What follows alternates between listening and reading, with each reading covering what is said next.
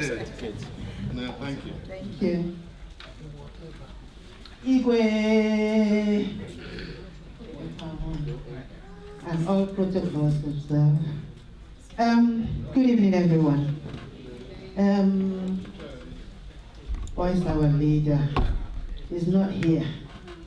You know, she called me and said, I need you to be part of this. But Bosebia, Emalike go back here. And they only arrived to say that I'm talking about water. Good thing is water, because water is something which everyone needs. No matter what you say, no matter what you do, if you don't have water, you will not survive. But what kind of water are we talking about? Clean water.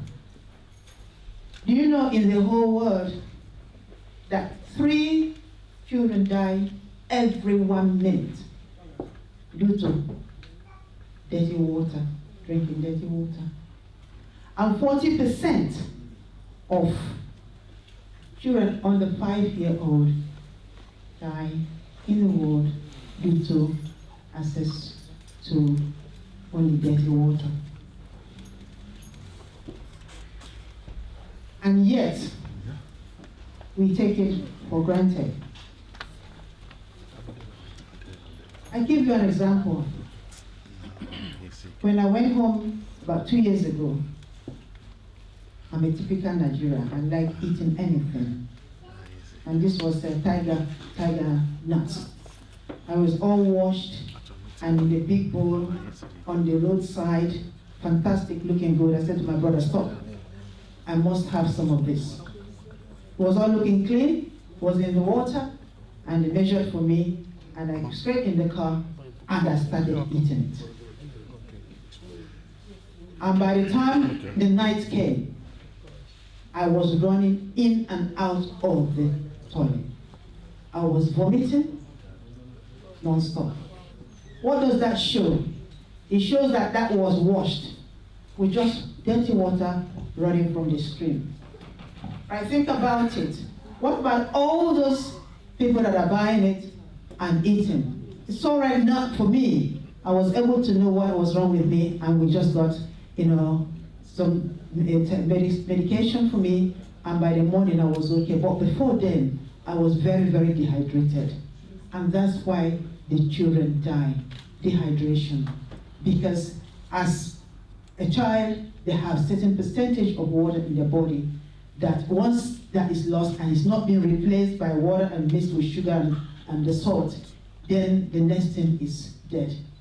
So, and we have 17 sustainable development goals, and number 6 of it is ensure that we have clean water as well as sanitation for all. And the expert says the implication of that drinking dirty water is typhoid fever, cholera, diarrhea, dysentery, hepatitis, and many more. But what have our government done about it? That's what we're talking about, or what can we do about it? Everybody knows what we have to do, but unfortunately the money is channeled. We just have something, a different idea about life or about the most important things to do. And we always neglect that most important thing to do. I tell you, you can survive months with just water only. With water only. If you are stranded anywhere and you've got water, you are fine. You might lose weight, but at least you remain healthy. And that is quite different from when you have no water that is clean. So, like in my town, we have got running water, very clean. But unfortunately, there's a lot of erosion in Nanka, as you know, and we cannot go to that stream. That's the only place you can get water, you can drink it straight on. But can you drink water from tap in Nigeria? Can you? Straight from the tap, can you drink it? No, because we don't know where it's coming from. And we have all these packet waters, all this distilled water on the roadside. How many of us know where they are coming from? How many of us know how it's been packaged? Exactly, pure water. You know, you don't know where they are, where they're coming from, because everybody wants to make money. So, but there is something simple that we can do. And the most simple thing, like executing water projects. And those water projects, some of the governors have done it. And I tell you, in Lagos, before the Governor Abode, before he's finished, he built 3 new water plants with 50 billion naira. And that produced 700 million liters of water every day. And that's clean water. And that's a governor. So if that governor can do that, there is no doubt that all the governors in Alaigbo should be able to do that. We don't have to wait for anybody. And I believe that we have entrepreneurs, people that are very soft-minded and believe in Alaigbo that would help to make that work. And also, there is what we call public-private partnership. We can look into it as long as it involves our people to create employment.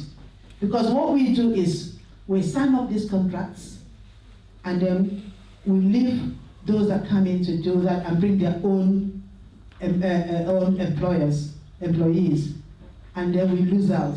So I think having a partnership is a good idea, but it must involve the Igbo so that at least young people would have employment as well. And also, we can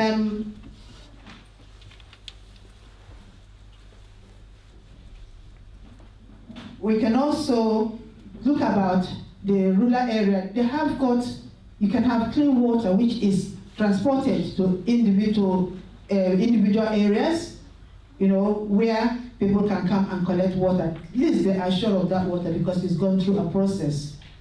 So I think talking about water, we cannot even need to talk too long about it because it's kind of something that is simple. We know exactly that if you want to be healthy, that you need to be drinking clean water. And if we want clean water, we have to hold our governors, mainly our governors, because we are talking about the rural area, and I believe the rural area is in the hands of the governors. So really, I urge them to see what they can do and make sure that that water project is going on. And if we have to have a private partnership, that we should, which should involve the people from Alaigbo. Thank you.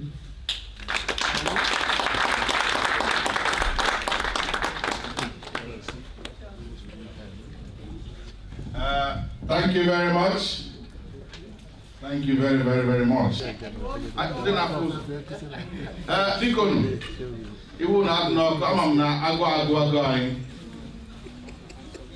Yes.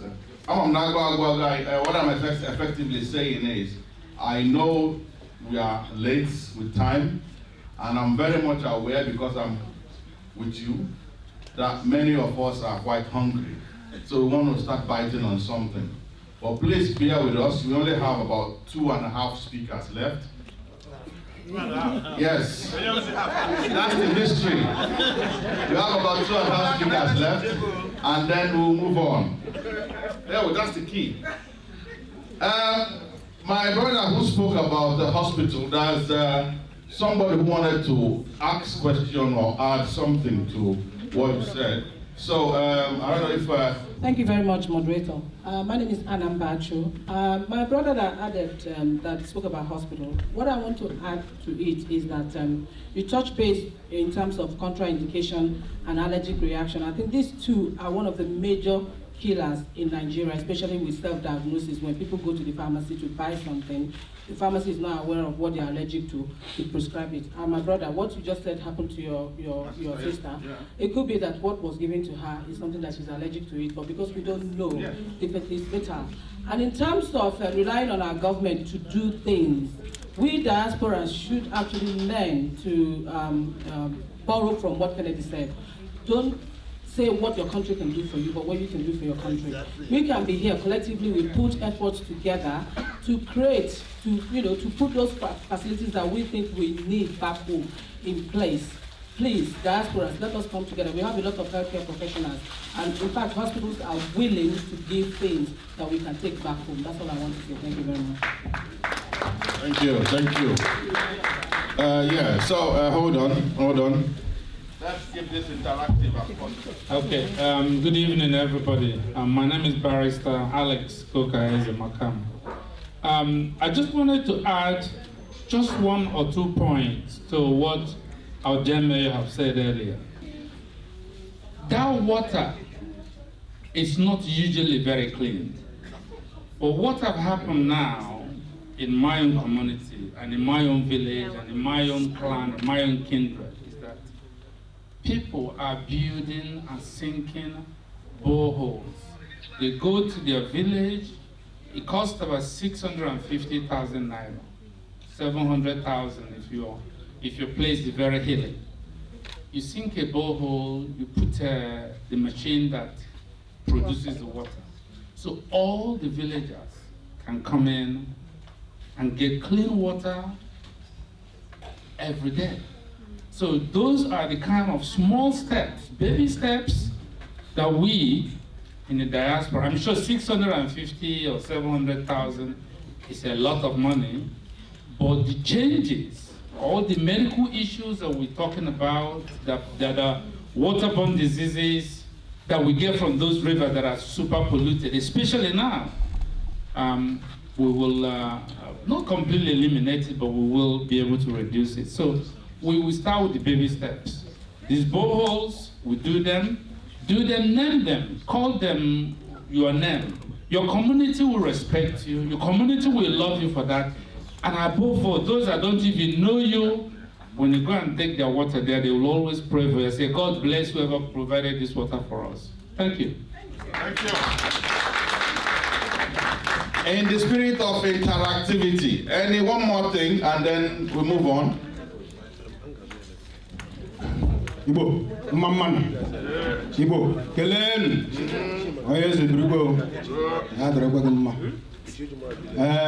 my own contribution is very simple. The truth is this.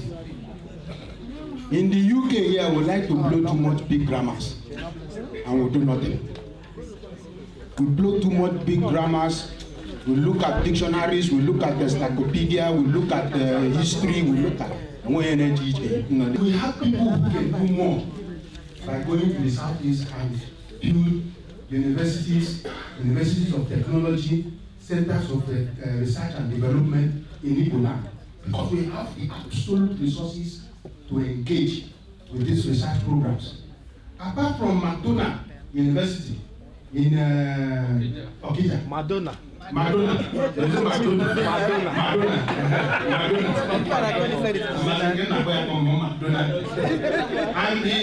the Geoffrey University in Nutru, which was built by individuals. And one thing I want to emphasize here, why I say UK, most of the individuals, Igbo philanthropists, and well-meaning Igbos who have done something in Igbo land always come from the US. Why is it that we have key Igbo great men in the UK? All they do is programmer and not willing to put their money in the hand in the East. We need to encourage ourselves here. We need to look out for our philanthropist Igbo men in the UK who have enough money. There are a lot of them with too much money, but they are not being encouraged to do something. All these things we are talking about hospital. This young man that left US and built one of the best hospitals in Anambra State. Something Madoka. The tallest building in the hospital in Anambra. He is not more than richer than some of our Igbo men who are living here in the UK. We need, when we have issues like this, We should look out for such men. Look out for such men. Let's find a way of getting such men, engage them on a positive note by getting them encouraged to do something back home, rather than telling us that, oh, go no, I'm happy whenever I don't have anything to do with Nigerians. I don't have anything to do with them. Some of them have become so English that it's Igbo. They reply you with English. We need to change that mentality, we need to change that culture, we need to change that concept, so that this development we are talking about, only 2-3 people here in the UK among us can bring back some of this development back home. Thank you very much. Thank you, ladies and gentlemen. I see I feel like somehow the house is waking up. You see, every engine needs fueling. Doesn't matter how small the fuel is, it still needs fueling. So while the energy is high, let's quickly move up to our next speaker. This is something that I hope none of us have ever gone through. To be completely homeless and in reality not being able to even afford the home. And that I know for a fact is a big problem in Igbo land. I know it's a big problem somewhere else, but I know specifically in Igbo land it's a very big problem.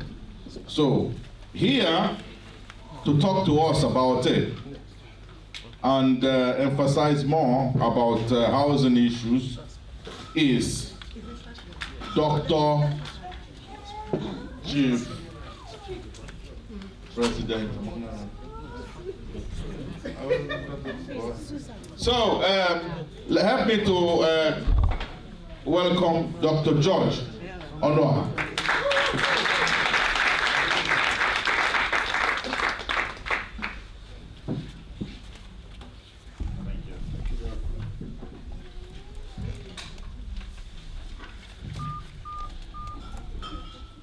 Your Highness, good evening, ladies and gentlemen, and all protocols.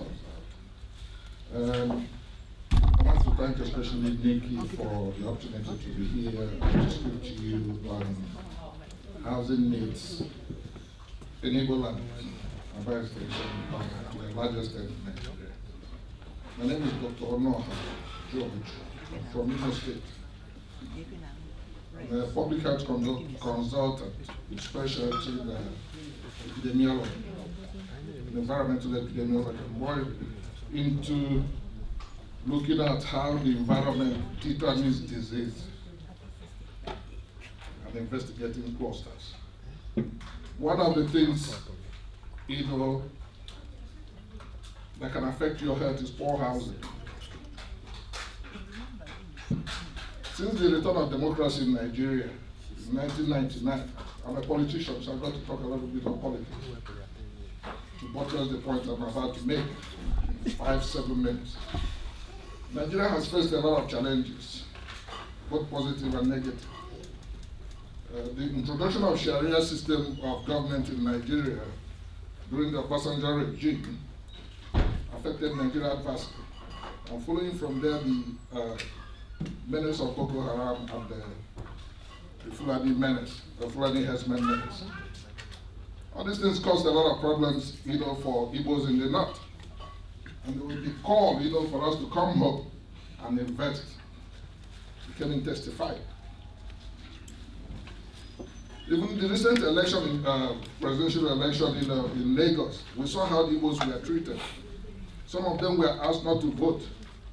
Some voters, were beaten up. That again intensified the call for us to go home and develop.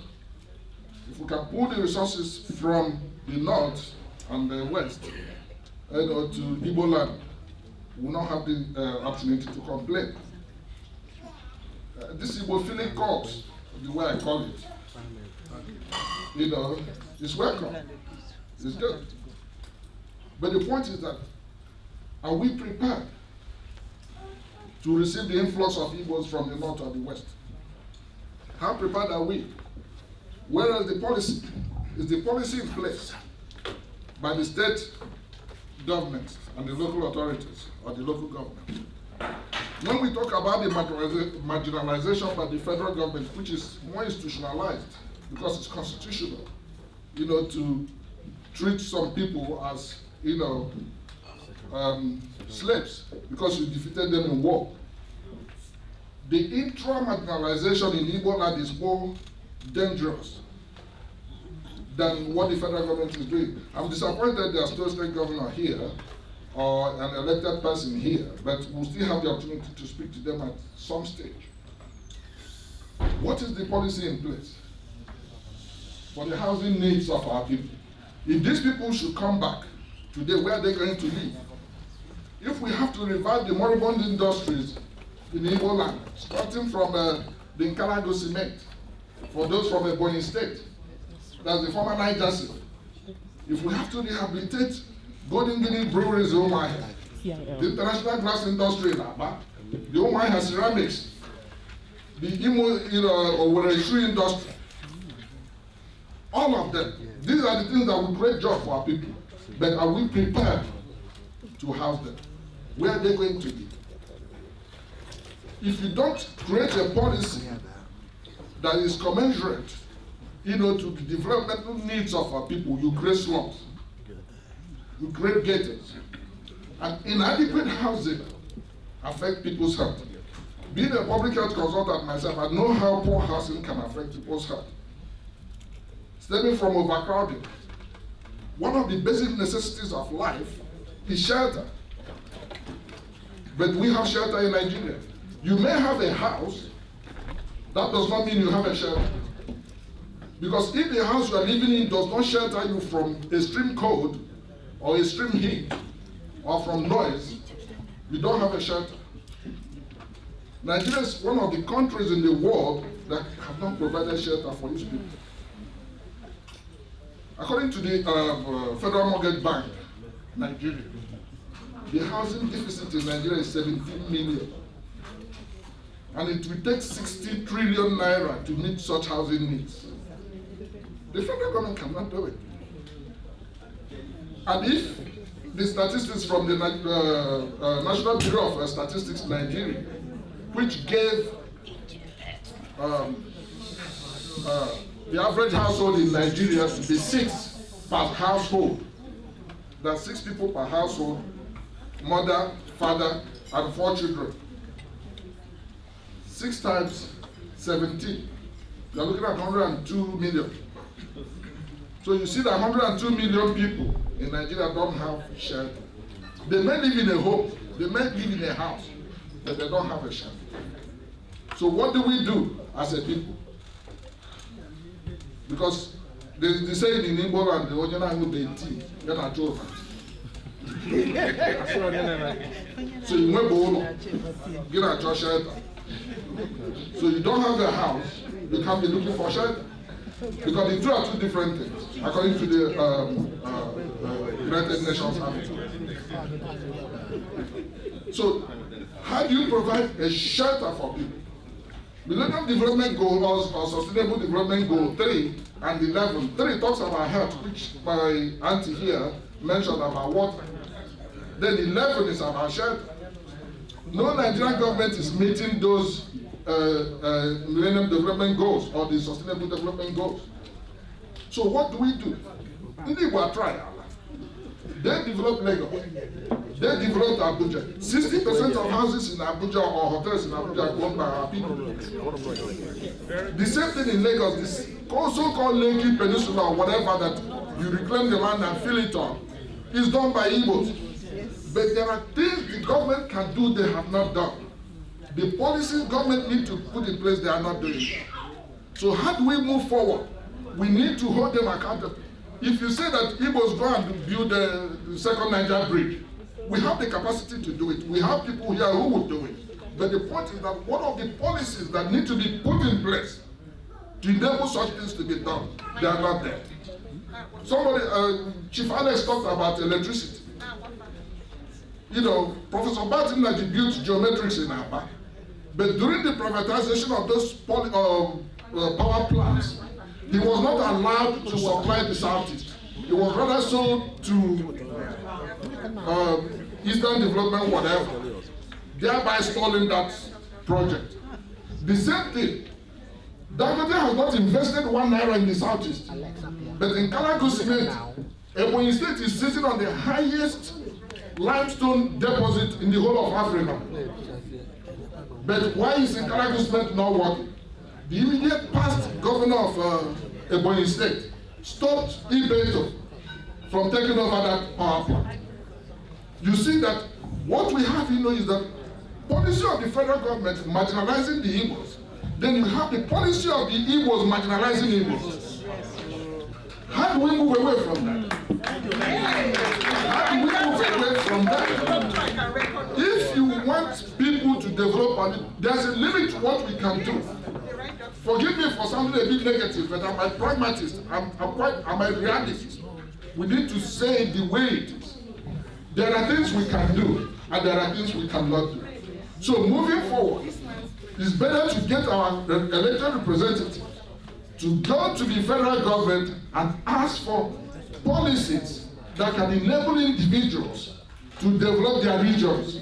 And we cannot do this, we cannot achieve it if Nigeria is not restructured. A lot of things in the exclusive list, which is only peculiar to the federal government, need to be unbundled down to the local government. We have 774 local governments in Nigeria. 419 are in the north.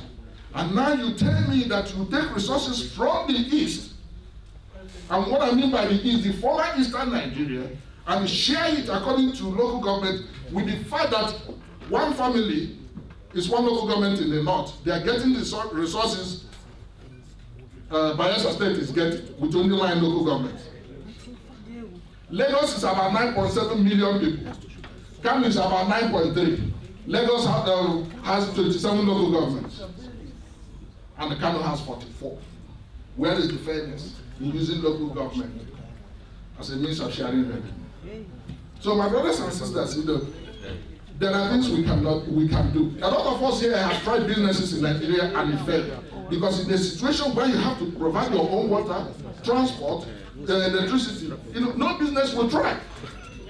So those things the state government need to do, they need to put it in place for the Igbos now to unleash their potential in the southeast and develop our land. If we don't do it, we'll go nowhere.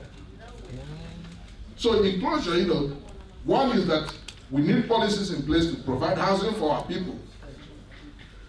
Government need to make CFOs, obtaining CFOs easier and cheaper.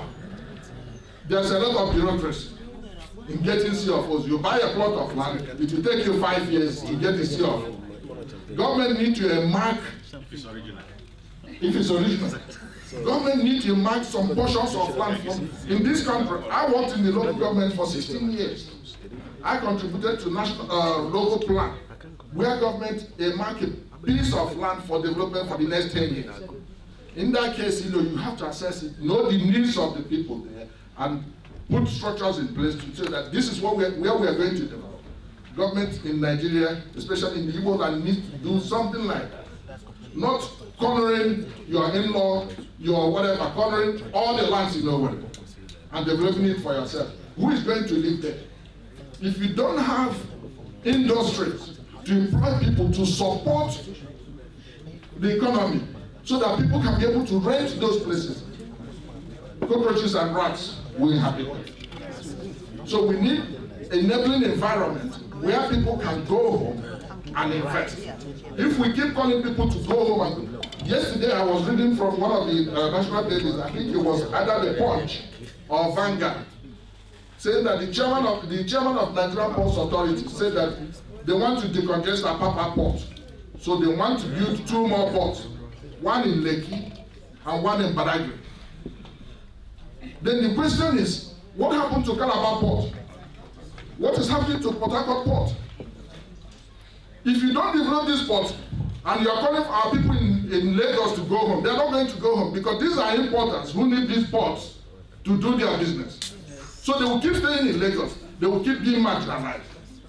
So we need our elected representatives in the Senate or the governors to get to the federal government and say, what is happening to Port Harcourt Port?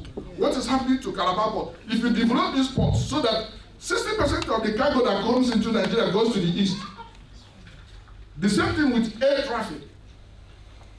So the time Enugu Airport was made international and the Ethiopian Airlines started going there, traffic in Lagos dropped by 40%. I fly Ethiopia to go to Nigeria. So if there's a lot our elected representatives can do to get the federal government, to put structures in place, then our governors need to put housing policies in place, develop local plan, make the planning process affordable and transparent. Then development control, set up development control, where our engineers, structural engineers, will help in designing foundations to avoid building collapse. If we can put all these things in place, then we'll see mass return and massive development in Ebola. And again, if we can remove poor housing, like I said, there's a difference between having a roof over your head and having a shelter. So if your house cannot shield you from external threats,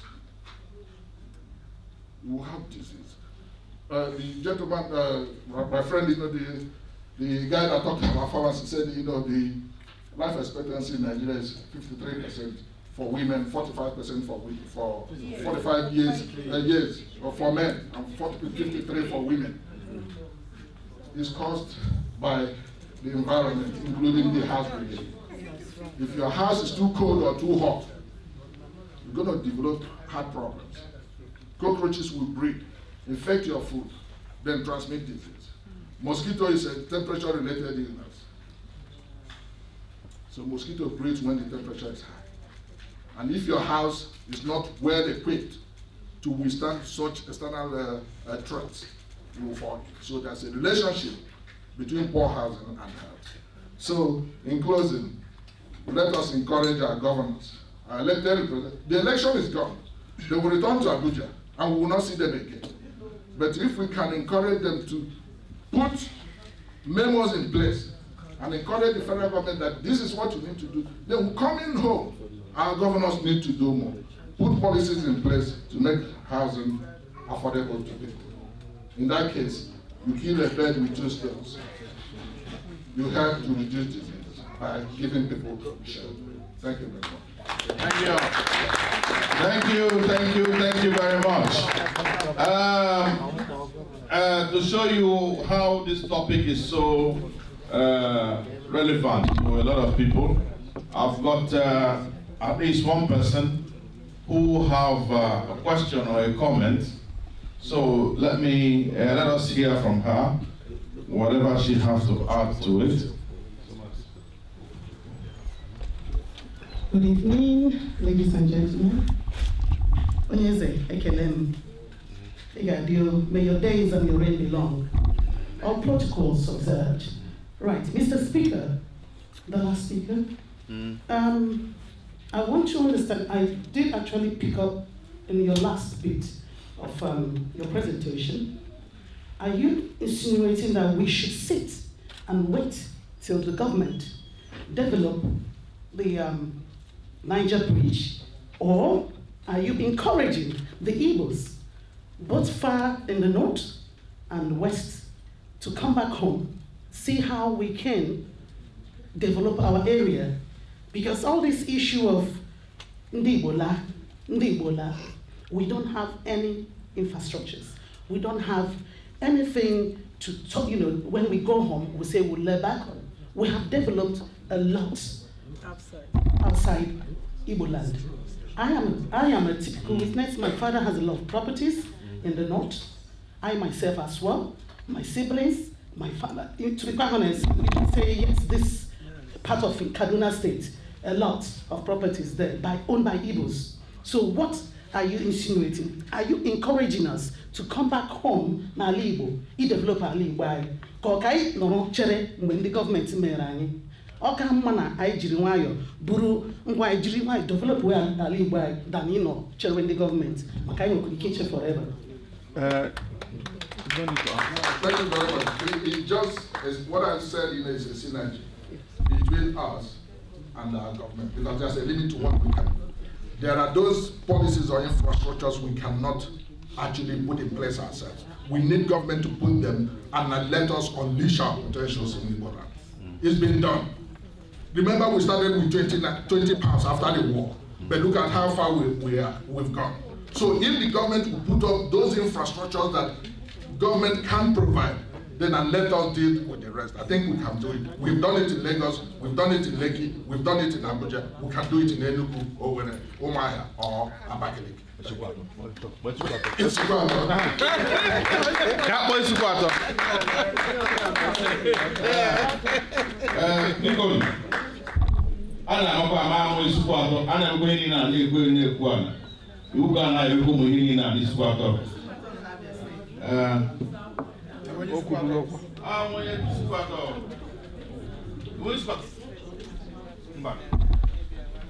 Okay, I think all protocols observed. I want to make just 2 points. One is to Chief Alex Namsek that spoke earlier on the on the electricity, power generation in Nigeria. I want to just make a slight correction for those of us here that are looking at bringing investors, inward investors, into Nigeria. The generation,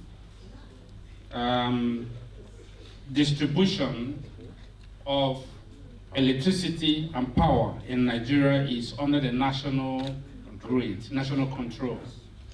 Now, the law also allows the states to utilize within those states those powers generated in rural areas. They call them rural electricity supply agencies. That's who runs that. So now, I'm aware that there are people building power stations in non-urban areas. And the part of the legal understanding on those stations is that they will be allowed to use some of the power they generate within their community where that power is generated. So if you bring in an investor and who wants to come and build a small power station in your community, it would be helpful to remember that they're not just building to push into the national grid. You may be able to do your community a huge favor by helping them to have that constant power. Thank you. Just a clarification. Yes. I think, excuse me, that if we can actually find out, look at between the lines, we discover that the Igbos actually have problems. And the problem of Igbos is actually within the Igbos. This is where we are telling ourselves the truth. If we can deal with our problem as Igbos, the problem is that we are just pointing fingers, that we are actually not being realistic to ourselves. Based on what you said, Dr. Noah, I actually agree with you, but what it means, from my own understanding on this issue, is that here in the UK, we have so many Igbo associations.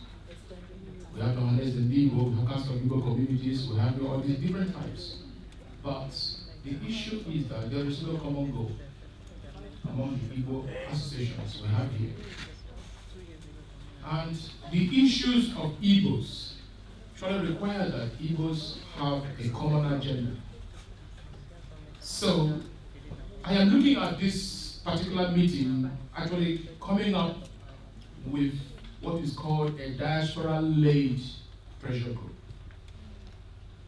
If the UK will have a diaspora-led pressure group, this pressure group will not talk about the organization you come from, the association you come from. Are you from Ohanese? Are you from CIC? Are you from any Council of Igbo leaders? Whatever organization. Now, this pressure group will look at the key issues that have been highlighted in this particular meeting. They will now draw up a form of a template that can now be used to discuss with both Igbo leaders, the senators, the state governors, and that becomes more or less a template we can work on. That's what I'm actually suggesting, because anything we are discussing still shows that the Igbos need to have a common agenda, which we do not have, and which the whole Igbo associations right here in the UK, we actually not want. So we've got to come up with that. Thank you. Thank you very much. Thank you, thank you, thank you, thank you. Penultimate simply means last bus stop before the last bus stop. So, I'm sure all of us who came here, one way or the other, I'm sure we did not just disappear and appeared. We drove through roads, we went by train, or we came by train. Some of us walked. By the end of the day, there was a path laid out for us. They call it road. Now, I don't know about you. I know I've been driving in Nigeria and then going on high speed and then suddenly see a massive pothole. And then you have to now stand on your brake and start doing disco on the road because you are trying to avoid potholes. Road development, I mean, there was one comedy going around one time when somebody said a Nigerian minister went to somewhere in Asia, and then the Asian man took him to his balcony and said, listen, that road, I have 10% of that road in my pocket. And then the Nigerian minister, years later, took the Asian man to Nigeria and said, do you see that road? And then the Asian man said, I cannot see any road. Yeah, the Nigerian man said, yeah, that's because 100% of that road is in my pocket. So, it simply means transportation cannot happen without road. So here to enlighten us a bit more is our own Dr. Anna Mbatu. So that's the problem, when you know people, you don't just click the whole thing. What's that doing to Jesus?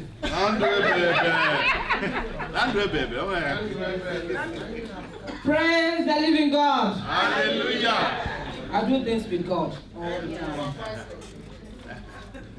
Paramount ruler of Umuna Ancient Kingdom.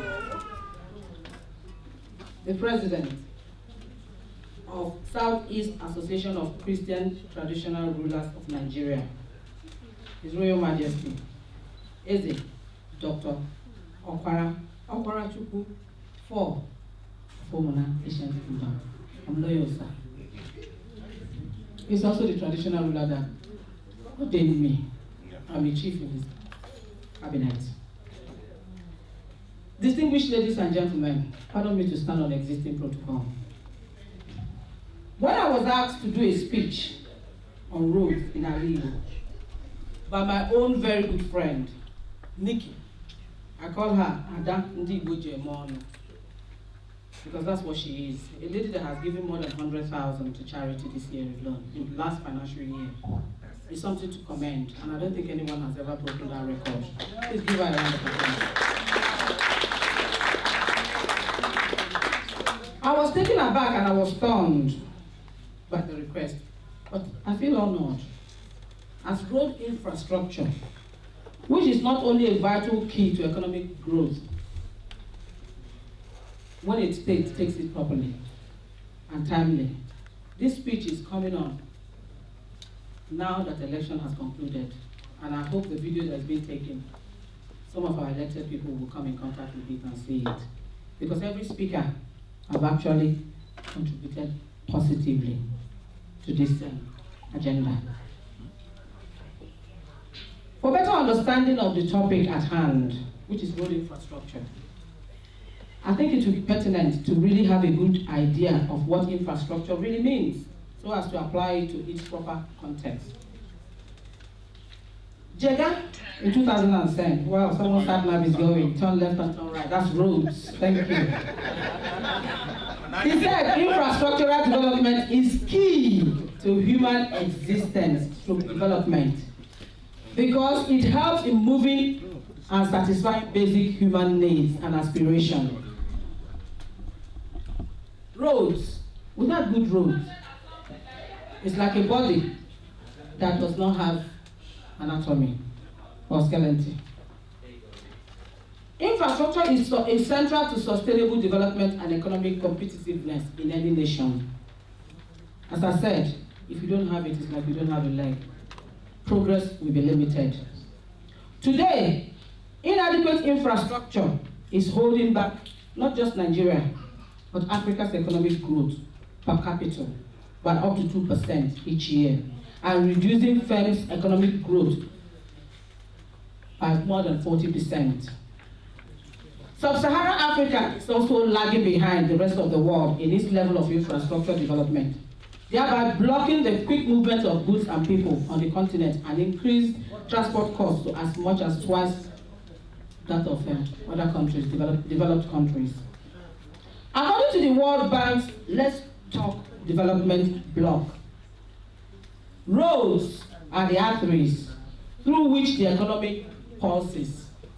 By linking producers to markets, workers to jobs, students to school, and the sick to hospitals.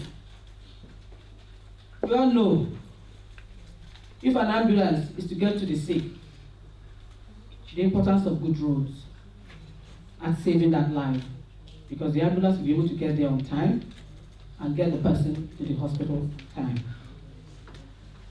Since 2002, the World Bank has constructed or rehabilitated more than 260,000 kilometers of roads.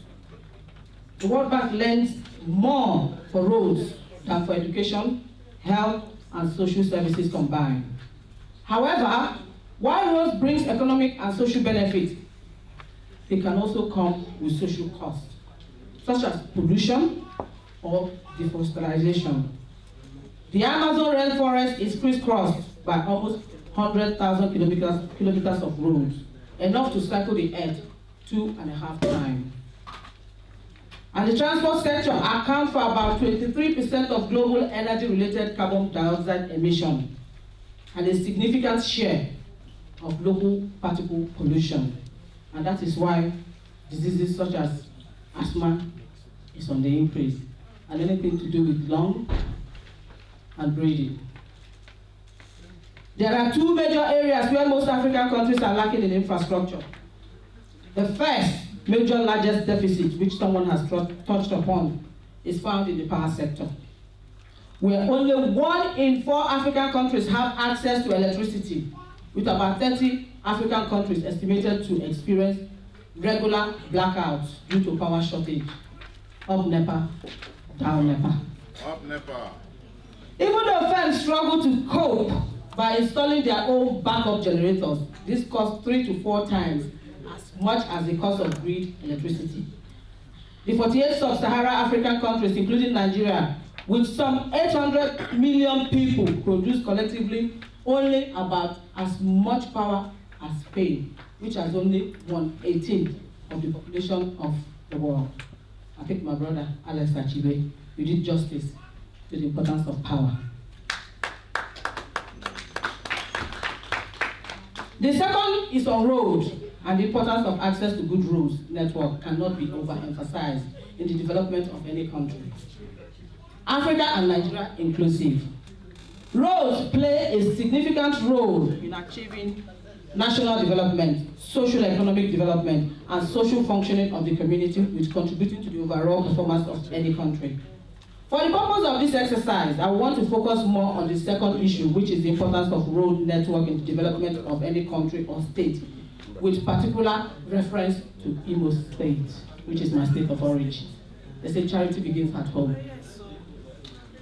Imo State came into existence in 1978, along with other new states created under the leadership of the late military ruler of Nigeria, Murtala Muhammad, having been previously part of the East Central State. The state is named after the Imo River. Owerri is its capital, among the largest cities in the state. Its other major cities are Olu, Obu, Oguta, Mbise, and Okigwe. Imo State is located in the southeastern region of Nigeria. It occupies the area between the Niger Delta and the landmass of 5,530 kilometers.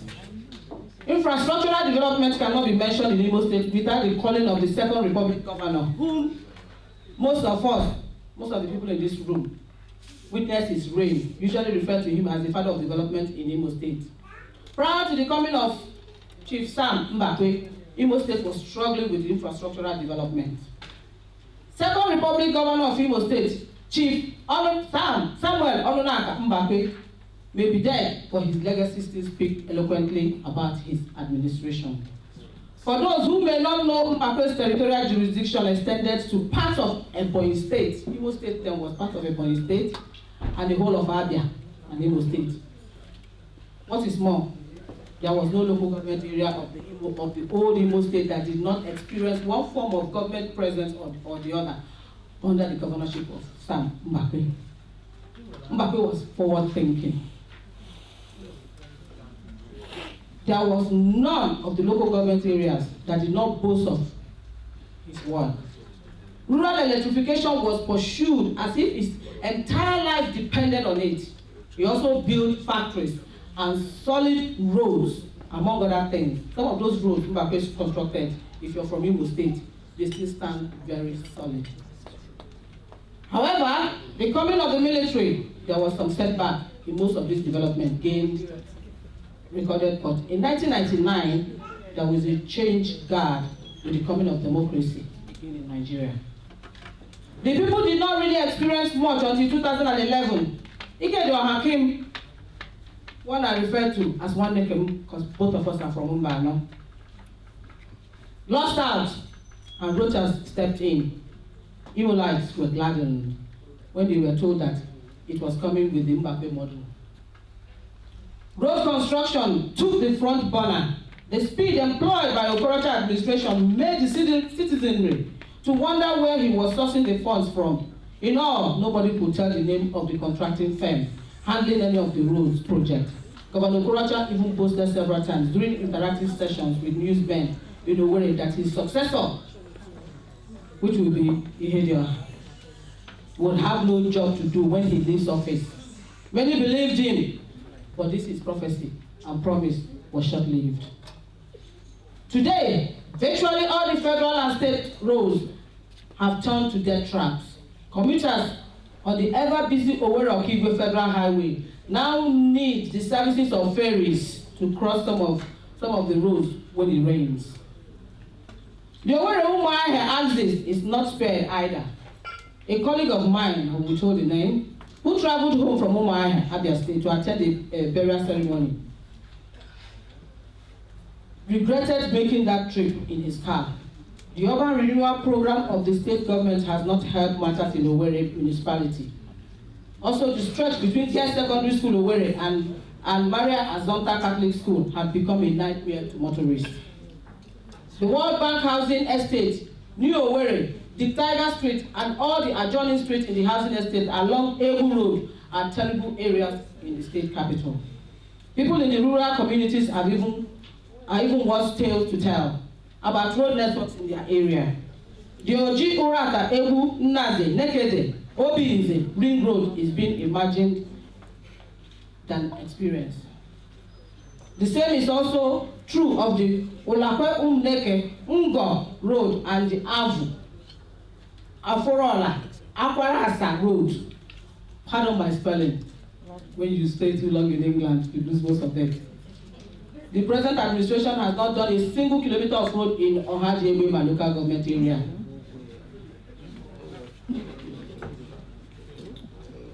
I'm going to cut short because I know the moderator is hovering around, and when they start doing that, they're getting agitated and asking you to leave the microphone.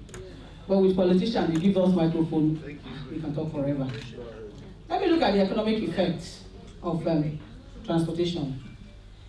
Projects can have transport project, good road and transportation can have various impacts on communities' economic development, such as productivity, employment, business activity, property values, investment, and tax revenues.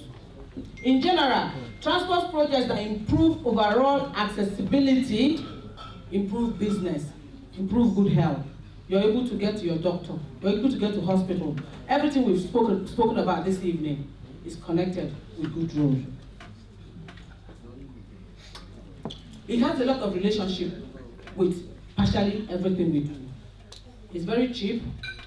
You can take it from door to door, unlike airline, unlike road, water, unlike rail. Those ones cannot take you door to door. Even if you take those means of transportation, you will still need a car to get to your door. It costs less to invest in. If you want to build an airport, you can only have 1 or 2 in a state. But with roads, in fact, the moderator risk, which comes with pollution, which comes with accidents, you can have mortality. So like every good thing in life, has ups, have downs. It's about reaching a compromise. It costs less to maintain, kind of scaling through. In conclusion, roads, which constitutes the greatest piece of infrastructure after human posterity, since they serve mobility and contribute to productivity. Furthermore, road infrastructure is fundamental precondition of social development of any country or state, since their economic growth relies on the availability of resources to the society and the efficiency of its usage. In Imo State, we are not an exemption of the above. Growth and moving forward strongly depends on we having sustainable, solid, good roads. Thank you very much. Thank you very much. To add just a few lines to what our sister just said, today we kind of look at Germany, and we always say Germany have one of the best infrastructure in Europe. Unfortunately, that started with what we all know as Second World War. One of the ways to win the heart and mind of people is to give them job. One of the best way of creating massive employment is infrastructure projects. And that infrastructure project is mainly road.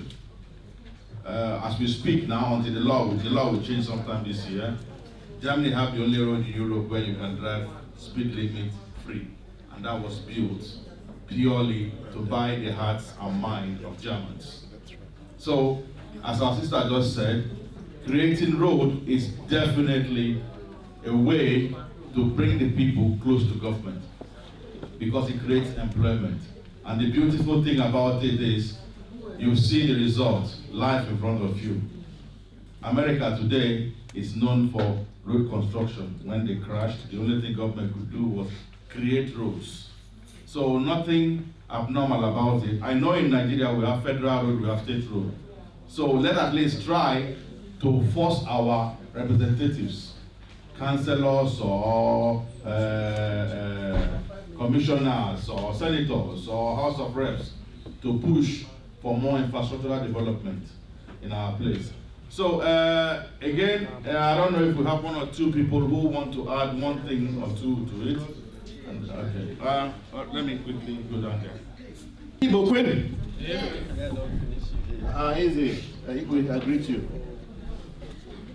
I will not be doing any favors to this honorable gathering if I leave here without saying anything. Because I'm actually the president of the Engineering Forum of Nigerians in the UK, and I'm here seated quietly, and they've spoken about power, spoken about energy, infrastructural development, and I'm sitting here. Sincerely, I'm so pleased with the level of awareness, that's being generated within this room. I've heard about infrastructure collapse, back in Nigeria and so on. The EFN here are liaising with the Engineering Council in Nigeria, which is the current, and the NSC to discuss issues about this system collapse and infrastructure collapse in Nigeria. So it is very topical for the engineering scene as of now. You see, the problem we have in Nigeria is politics. You see, they think that everything has to revolve around politics. We have in the diaspora the skills and the capacity to support our country to develop, to achieve what they need. But they're not really concerned about that. We have the engineers in the UK and in the US who are actually delivering here, and they get paid so much money for doing this work we're worried about back in Nigeria. So I think the important thing is to synergize that those back in Nigeria, the engineers back in Nigeria, should not really feel that people are coming there to tell them what to do. We are exposed here with the new technology and so on. I was talking about renewable energy and all. My brother, my engineer Humphrey, there, he's seated and listening. You know, we have the engineers here who are actually practicing, who are delivering. They don't see in this country, if you don't deliver, you don't get paid. So we are actually doing something that is working. All they need to do is to tap in to the resources that we have here. We don't want to go there and then struggle to say, oh no, we're here, we want to do this. Look, let them synergize, discuss with the engineers here who are actually delivering what is needed within the system. And I'm sure the sky is the limit. That's what I have to say. Thank you. Thank you very much. All protocols, sir. My name is Christian Omor, President of Anambra State Association UK and Europe. I stand here to thank our dear sister for her this event. We thank you very much. I came here with an expectation, and I would like to go home measuring whether what I came for, did we achieve it. And why I'm saying this, I stand here to talk from the point of view of the diaspora, the Anambra, the Ebonyi, the Abia, Enugu, our brothers and sisters in Delta, Rivers, Afamipo. People forget about the Nigerian government. People forget about state governments. They are not there for you. If we want to do something for the diaspora, this forum can be developed. The forum, the way I see it, cut across all communities. Our people in Nigeria, governors, senators, the presidency, can listen to you if you bring something tangible back home. Not to go home and talk and talk and talk. Most of the people who work in the state and the federal see you as a threat. So if you bring something individually to Nigeria, they will mess you up. Election has come and gone. Indeed, we need to use that as an eye-opener. There are two things the diaspora need to do. Ensure by 2023 diaspora votes. When we are able to vote, we can influence. Why? Because we can put in people we want to be in government, into government. Then the policy will work. Secondly, we have a diaspora commission, which I'm sure has been established. We can take it back to the diaspora, run it the way we want, and produce what we want to do. We talk about diaspora, we don't talk about politics. This past election has given us room to understand how this policy has gone. Is it the way it's going to happen from now onwards, or and we're going to change it. It was a disastrous election, a disastrous politics. Bringing any ideas to Nigeria in this system, it won't work. We talk about diaspora. Have we ever talked about our youth? If I look around here, there's no youth input. These youths have economic power. They have connections. They are innovative. We need to bring in our youth in what we do. We have lost them. Please, Nikky, this platform needs to bring our youth in. Another thing we need to bring, like my brother said here, leadership. Remove organizations into this platform, attract entrepreneurs. Because if we bring organizations, this platform will fail. So use this platform to identify entrepreneurs, those who have the mind, who think home, like Kiko philosophy. To close my case, I'm from Anambra. Anambra State organized medical mission to Anambra every year. Initially, we get frustrated of frustration from the government. After a while, we say to hell with our state government. We go to Anambra State Medical Mission. We finance ourselves, go there, treat people, and go home, and it's very successful. That's the only way when that's what can achieve our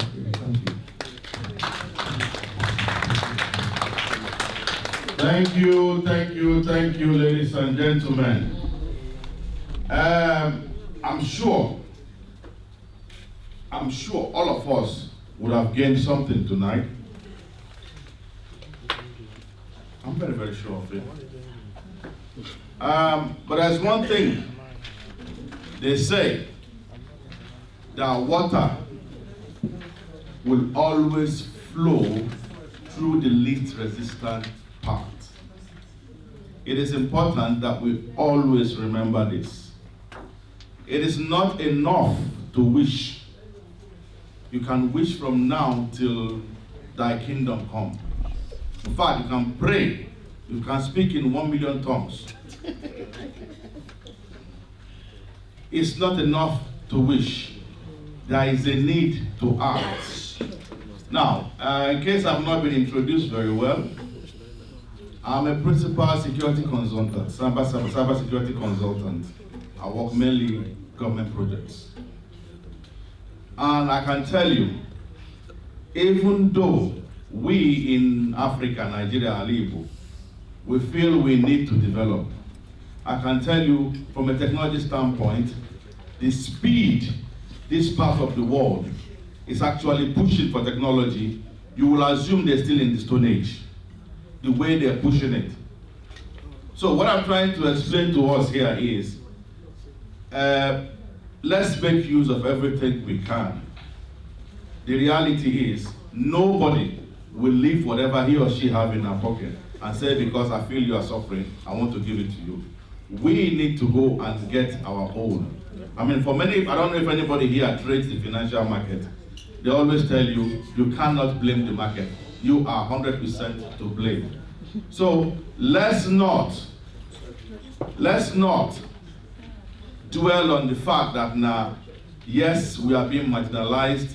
Yes, the world is leaving us behind. Yes, the world don't like us. The reality is, the world will do things it feels it can do without any mercy. Whatever we think we've suffered so far, if we don't act quickly, this is just testing microphone. So please, my brothers and sisters, it is not enough to come here today and just listen to people talk.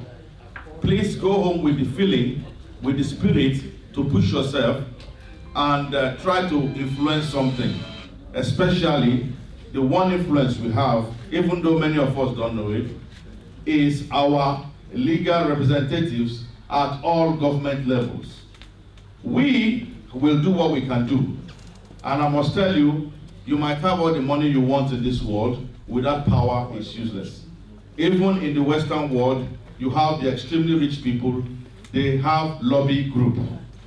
That is to tell you, even with their lobbying group, that is how they get things done. So we cannot be here every day complaining about the same thing. We need to start lobbying the system.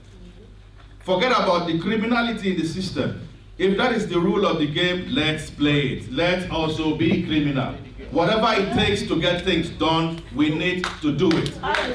Yeah? So let's not beat about the bush. There is no angel anywhere coming to say, oh, it's not going to happen. People are complaining that we don't have seaports in Igbo land. It's not going to happen. Lagos State is stupid to allow us to do it. It will be, if I'm Lagos State, I will do everything to block it. So we also have to keep pushing. Yeah? We need to keep pushing. Lagos State is not giving, our airport is falling down because Lagos State is doing this or Abuja is doing that. They are doing the right thing to block us. If I am them, I will block Ndibo. It is for us Ndibo to keep pushing.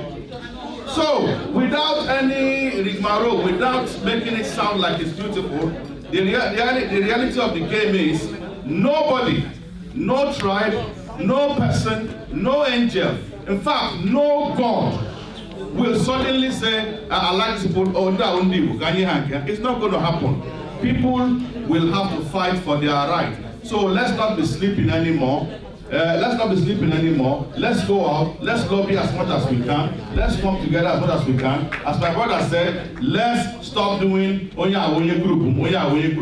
At the end of the day, we have all of us is living. Like me, I'm living 4 lives. I live here. I live in Alaigbo. I live in Lagos. I live in Abuja. Only me. I'm sure many of you have the same thing. So let me not continue to bore you. I know Item 7 is coming. So I will hand over to Nikky here. Thank you. Thank you so much. Wow, I'm really happy about today because I've actually achieved the main purpose of today. And what I wanted to say is that Amfa is here to stay. And we need to basically make sure that we emphasize on everything that was spoken about today. So please, everyone should give themselves a round of applause for being here today. Thank you so much. And I would like to say that I've had this for all the speakers. Please, the first speaker, Dr. George Onoha, please can you come and have the certificate, please? It's very important. Thank you.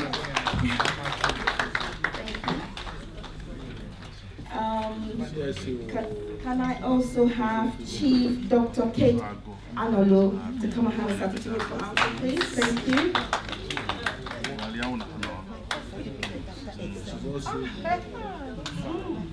For the speaker. Thank you.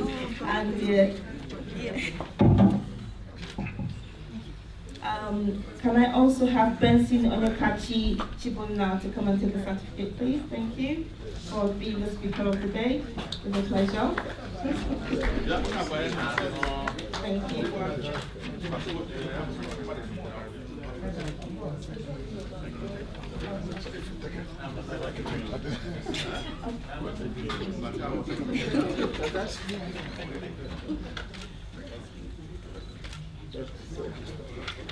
Also, can I have Chief Alice Obaka Achebe for the speaker of the day as well? Please, can you come through?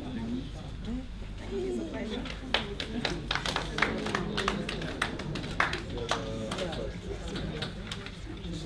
The last but not the least, Chief Dr. Anambachi Oboble, please, if you can come and take the certificate.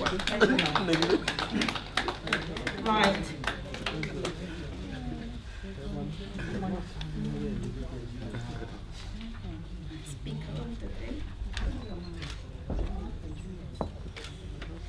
Okay, thank you everybody. I'm really hungry, and I know everybody is hungry. If I didn't say something, Charles would have gone on. I think we could have slept here while Charles was talking.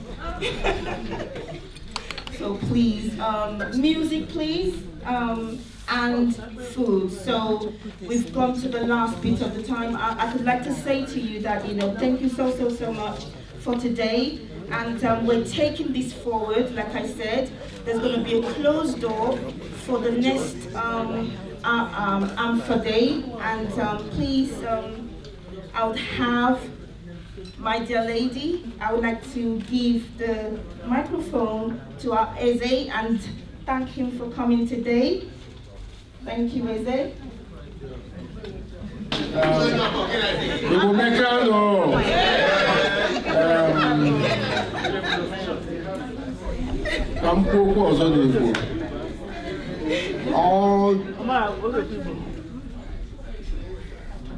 Excuse me. Well, everyone has spoken in English language, but I'm going to summarize in Igbo language. Wow. Maybe I'll do a little bit of both, Igbo and English. I hope only Igbo. Why? Igbo, but you're going to.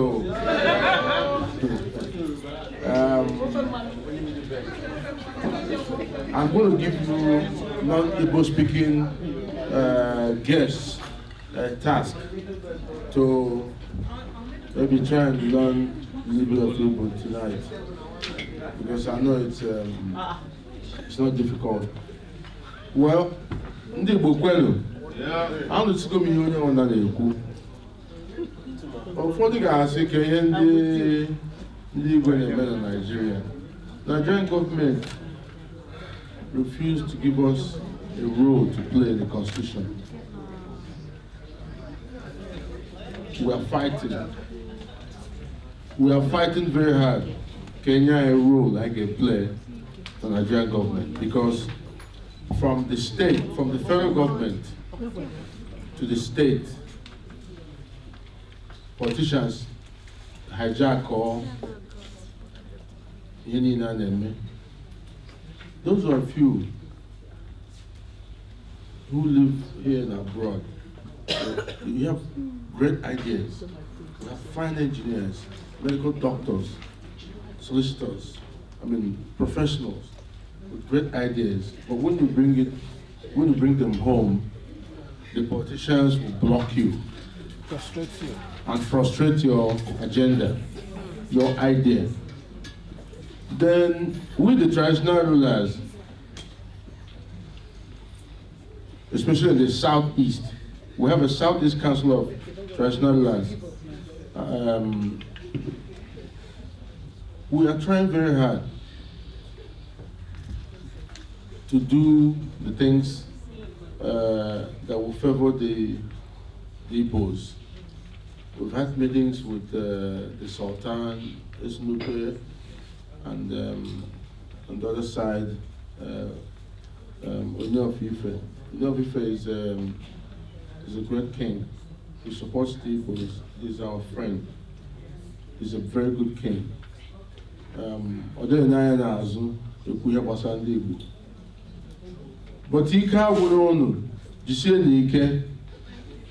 we want you people home.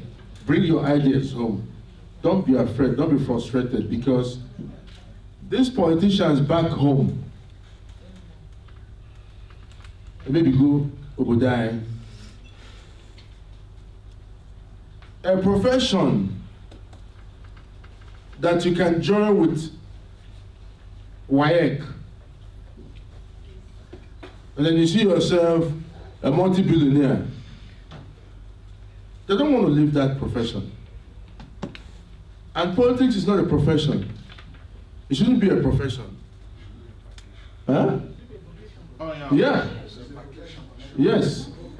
But in the Bible, where there's politics, when you're a teacher 4 years, or culture another 4 years, each to in a local government, or join a house of assembly, organ a house of assembly, because or talk or governor again, or deputy governor. Or from there, Chokwa Senate. From Senate, or Senate, president, or vice president. He check history on you was so wide. And probably the work was your 6 credits.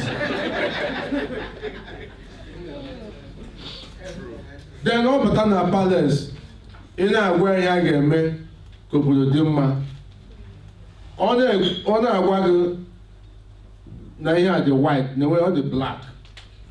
Is your quadrant on. Macanage on our phone, so you don't have to have men. Mother's age of will not do it. You have to be strict because I was born a prince. I'm not chasing. So, and when the more history to protect, I come from a dynasty. So, I wouldn't know like I'm getting, but the politician ain't one limitation. You also, man, any road in your local government, in your community, or hijack all the money in the state, you the money. If boy has someone that be a palace or be a makuran, see you go, I didn't, I'm working on more 1 million times. But those of you from abroad, with integrity more, that is why we need you to come and fight and push harder. All your contributions tonight means a lot to me. And I'm impressed because I'm not young chalk with I didn't on the Wooton, for Nimon on about 30 years, 40 ideas on the way. Unchi, Naka, it deliver no good. I want to chalk it deliver. Ibuya Bataha Nagia, Tokasia. You don't the proposal about of governor Nagia, Ela Nabano, Onya Modibuya. On the Wednesday and then go and the proposal about flight. Ego go allow back to abroad. Absolutely. Because if Batasina, you can only fly by night politicians. So on I check it frustrated. Yes. But when so both at the you can go your credit card when Nigeria. So you just plan. Now, or now, or when the best, or Nago, or Nago, so I know that. How is it good? Because also, proposal go we are turn around with so these politicians in our country have frustrated that nation. But all the manner. Igbo na-atụ ilu si na ebe mmadụ ji ebe iji mmadụ na ka iji onwe gị. Only a fool would think that such behavior, such attitude can get you anywhere. Nowhere. Because I think they will do Igbo. And they talk and wage Neto on a good environment, good condition. Here the simple infrastructures I'm working with in the Buddha politicians maybe going in. You see Nike, I need to go to Nyaka. Magana go all of you be back. One may go no Karyoku politician na Nigeria. Because you got a going to catch your Okucha or Mambe. The constituency allowance, as a senator or federal house member. How do you name Akbaha? The traditional Labia Abuja. On the Nebia, Yegas Hotel. Before I know, see Igwe, and now I go, not just so. Can you give your own constituency money? In the name of $1,000, or you come to Igwe. In the same $1,000 in the night, one. Can the project that you run since 3 years in or there? Oh, then you go. I'm a federal contractor as well. So I'm here them. So because to go zoom nene. Just see Nike, you can't go on na lot all on the way agenda pattern. On your chopper number near on your one call them. I've been on my chair for 17 years now. Yes. I'm not here obodo from time to time. Come weekend na akwado unu. Come weekend na unu nkwana unu ma na we care. The traditional laws chọrọ unu. Biko Chukwu ga-agọzi unu. Echiche ọma niile unu na-eche maka obodo anyị, ọ ga-aga n'ihu.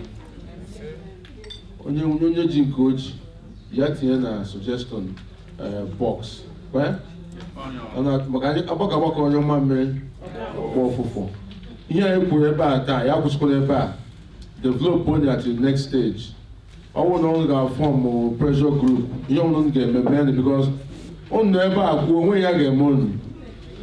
Mana a nọ ebe a kwuo mgbe ụfọdụ, asị igwe ekwugo, ndị ekwenere prime minister kwuo, ma ọ party secretary kwuo, egwu asọkwa igwe kwuo na ọzọ. Ndị politicians asị, abịabeghị igwe gozie m ka m gaa win election. M win m arụ gị road. M na-aja ebi m n'ime ọhịa before ị na-arụ m road. Ọ ka ị bịa agọzie gị, ị pụọ ka ị gazie ekwori n'ezi as a politician. So I need ndị bi obodo oyibo, ụnụ dị mkpa. Maka experience onye nwere obodo oyibo, a transform onye to obodo anyị, ihe ga-agbanwe. Maka mentality dị iche, orientation dị iche. Ndị nọ na be anyị, they need to be, ndị dị gbanwe echiche ụfọdụ. So biko, ka m hapụ igbu oge ọnụ ka onye ọ ga-ali enyi mụ ga-ana. I will take off. But I'm happy ebe a n'ihe niile na-eme the suggestions. May God bless all of you. In Jesus' name.